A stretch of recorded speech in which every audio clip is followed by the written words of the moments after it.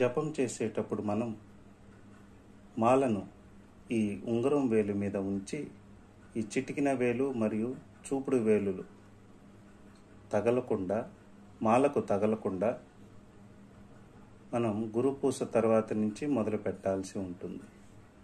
ఓం శ్రీమాత్రే నమః, ఓం శ్రీమాత్రే నమః, ఓం శ్రీమాత్రే నమః, ఓం శ్రీమాత్రే నమః, ఓం శ్రీమాత్రే నమః, ఓం శ్రీమాత్రే నమః, ఓం శ్రీమాత్రే నమః, ఓం శ్రీమాత్రే నమః, ఓం శ్రీమాత్రే నమః. ఇలా ఈ గురుపూస దగ్గరికి మళ్ళీ వచ్చి కంప్లీట్ అయిన తర్వాత 108 కంప్లీట్ అయిన తర్వాత మళ్ళీ ఈ గురుపూసను మనం దాటిపోకుండా మాలని ఇలా తిప్పి మళ్ళీ రెండవ మాలను మనం మొదలు పెట్టాల్సి ఉంటుంది. ఓం శ్రీమాత్రే నమః, ఓం శ్రీమాత్రే నమః, ఓం శ్రీమాత్రే నమః.